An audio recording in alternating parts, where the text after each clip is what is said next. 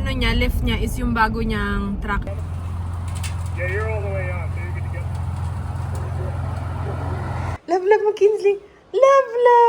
Ang galing ah! Love Kinsley!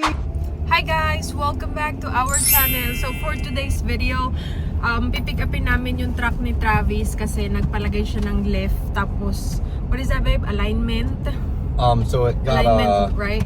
Yeah, 2-inch lift in the front, 1 inch in the rear, and then an alignment because you have to do an alignment once you lift a vehicle up. So yung pinaano niya, lift niya is yung bago niyang truck, yung Raptor. So excited si Travis. Excited si Travis makita yung truck niya. Excited din ako makita kasi feeling ko magiging maganda yung yung kalalabasan, yung outcome ng kasi sabi niya lift na lang daw talaga kulang doon sa Raptor. Kasi we're all excited to see what it looks like. yeah, because you already put a new tires, right? And it's 35. Yeah, so now it's just gonna be a little higher, and it should look a little bigger with the lift on and give it more clearance. Right. So kasama namin si Ellie sa likod, tapos si Kinsey sa pinakalikod. Kasi ito si Travis, sabi niya, go for a ride daw. Eh si Kinsey, pag sinabihan mo yan ng go for a ride, hindi yan titigil hanggat di mo yan isasama. So she's not gonna stop if you don't bring her. Because you already told her, go for a ride. Yeah. Oh, she keeps coming back. She's like, Mommy, am I going? Am I going? Yeah. Tignan mo, nasa likod, oh. She's so funny. She's in back just chilling. Excited din ako makita, guys. Kasi, I know na, kasi yung old na truck niya, yung Trail Boss. Stall. Oo, nilagyan niya rin ng lift yun before. Tapos sabi nila, a lot of people says that, wow, that's a really nice truck yun, sabi nila. And then, we sold that kasi nga, there's too many problems. So, because there's still a lot of people, they're asking, why did you guys sold the Trail Boss, the truck? We didn't sold it because we just want a new one. We sold it because there were issues. There's too many issues, guys. How many times yung transmission? Well, the transmission went out? It went out like twice, but we had like over 10 check engine lights. Yeah, and other problems, ganon. It wasn't performing. It would go into limp mode, like on the trail and stuff, and we're like, and then even when driving to work, it'd go into limp mode, and just a lot of issues. Right. And I didn't know that there's a lot of people in the Philippines pala na may mga Raptor din pala. Tapos nanonood kami ng tawag nito ng video. May mga pala, nung yaman siguro ng mga yun, yung may mga Raptor sa Pilipinas. Kasi mahal-mahal ng Raptor eh. Because Raptor is expensive babe in the Philippines too, like million. Oh gosh. Yeah. I feel like if you have a Raptor, the truck, in the Philippines, you're really rich. Kasi yung mga lang nakaka-afford, diba?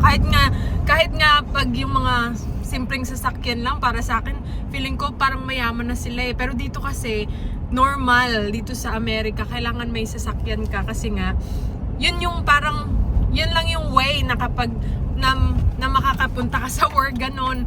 Or else, mag-Uber ka, pero it's super expensive, guys. Ganon. Anyways, pupuntahan namin yung Total Off-Road, yun yung place na pinag-aanuhan ni Travis. I think 2 times or 3 times na siya nakipag sa kanila na pinaayos yung niya kasi magaling daw sila yun. So far wala naman kami nag-i-issue dun sa nila, pero maganda yung na yun, tawag nito yung Total Off-Road. A few moments later. Ang ganda oh. Nice.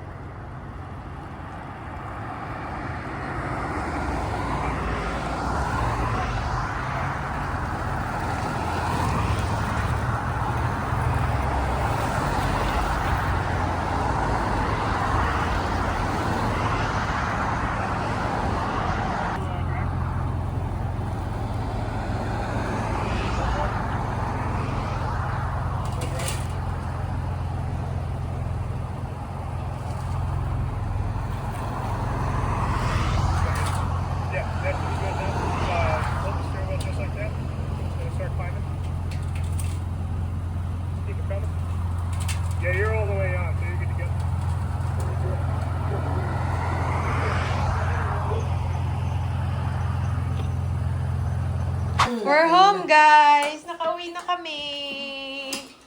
Yay! Oh. Love, love, daddy. Love, love. Love, love mo si daddy. Ellie.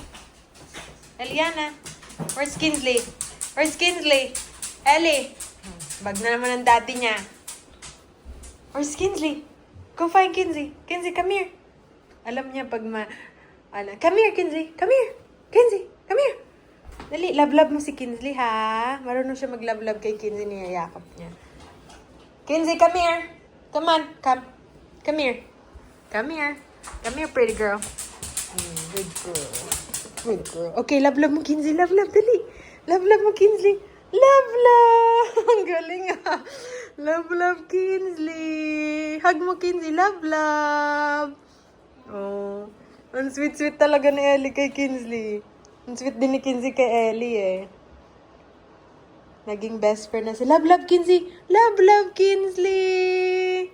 Si Ellie pala, nung nakaraan, habang binabantayan siya ng daddy niya, no? Habang binabantayan siya ng daddy niya, nakita daw ni Travis, nandoon na sa loob ng lagayan ng tubig ni Kinsley. Sabi ko sa kanya, wag mo talagang iwanan kahit segundo lang eh. Kasi ito, gustong-gusto pumunta doon, oh. No. Let her drink. Let her drink water. Love-love mo na lang, Kinsley. Love-love. Love-love. Yay! Love-love, Kinsley. Sweet, Love-love, Kinsley. Heading home. Wag na yan.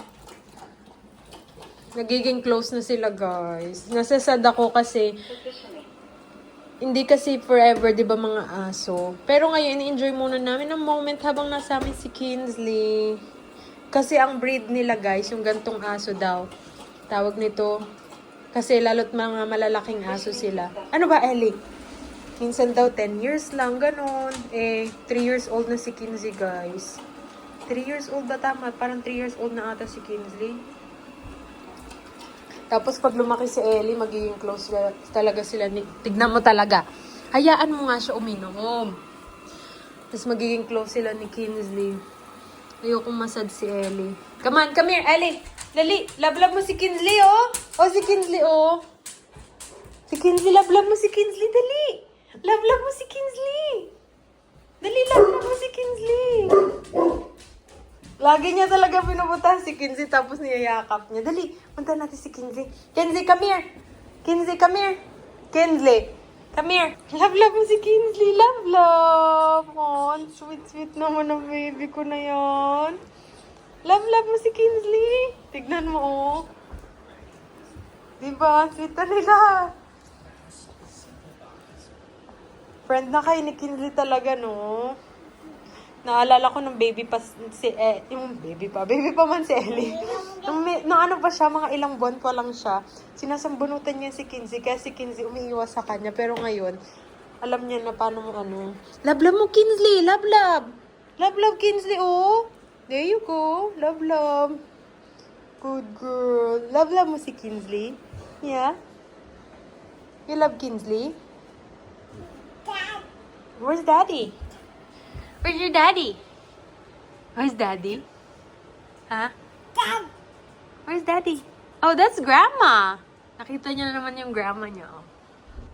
Nakita niya na naman yung grandma niya sa frame. Pag nakikita niya yung grandma niya tsaka yung grandpa niya. Laruin mo yung farm mo! Yung farm. Yung mga animals mo hindi mo na pinapakain. Yeah. The A says, Is that Ellie? Go see Daddy. Where's Daddy? Is that Daddy? Ito lang, pinalitan ko yung ano niya, madulas. Nakakalakad pa rin siya na ayos, oh. What are you doing? I'm gonna go and do the forescan on the truck. Ang kalat ng ano mo. Look at your office. So messy. Clean. It's not. Is that clean? Yeah. Malinis na yun sa kanya, ha? Diba? Ang dami naming mga gear, guys. Tignan nyo naman. Wala daw siyang mapaglagyan. Pwede niya naman sanang ilagay dito. Pero gusto niya dito niya ilagay. Yung mga battery namin pag nagka-camping kami, ganyan. Dito namin nilalagay. Ito nga pala yung gaming room namin. The Aces! The Aces! No. Come on, let's go. Let's go now. Let's go. Ellie, come on. Let's go. Come on. Kakainin mo yung mo mga animals o wala na. Nangayayat na yung animals mo, be. Nangayayat na yan. Ganyan talaga siya umupo, oh. Kinuha niya talaga to, oh. Bago niyang laruan. Lagay mo yung toy mo dito, oh. Lagay mo sila sa may silong, sa may loob ng barn.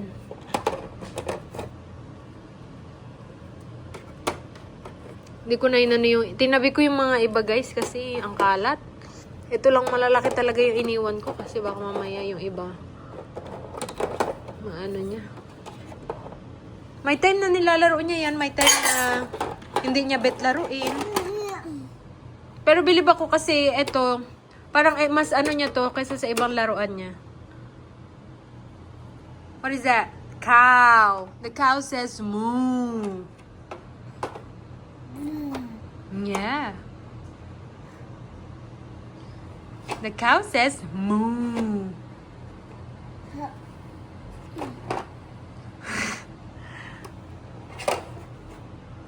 So, ayun guys, kauwi lang namin and I'm not sure kung mag-workout ako ngayon pero gusto kong mag-workout ngayong gabi. Kaso, kailangan kong bantayan si Ellie. Lagay ko na sa playpen niya kasi may gagawin si Travis.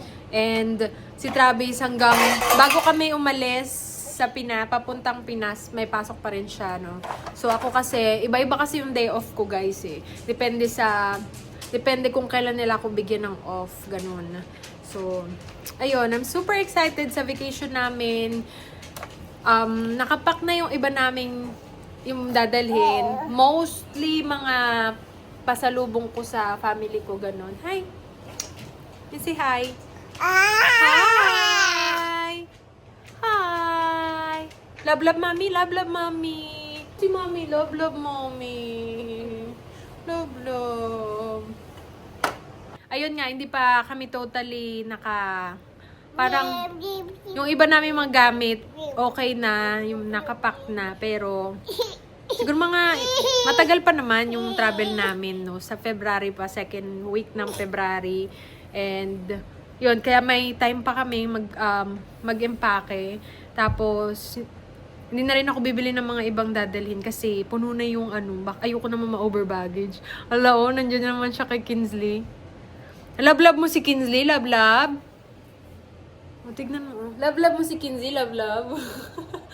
Love, Kinsley. Love.